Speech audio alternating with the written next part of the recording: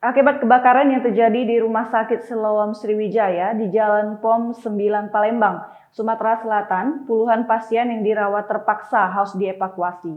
Kebakaran tersebut terjadi pada Senin malam 4 Juli 2022, sekitar pukul 21:55 waktu Indonesia Barat. Dalam keterangannya, Direktur Rumah Sakit Siloam Sriwijaya, Bona Fernando, menduga jika kebakaran terjadi akibat adanya konsleting listrik.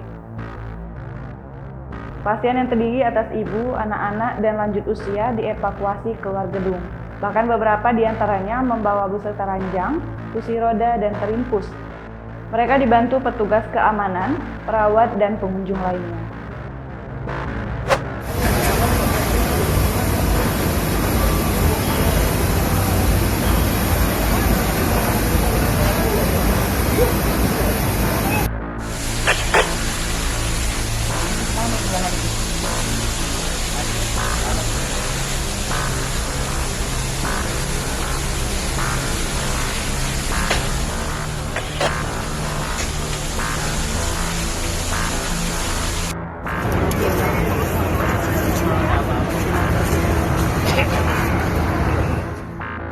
Hingga saat ini, pihak kepolisian dan yang berwenang masih melakukan penyelidikan lebih lanjut terkait peristiwa ini.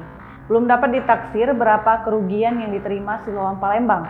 Beruntung peristiwa ini tidak mengakibatkan korban jiwa.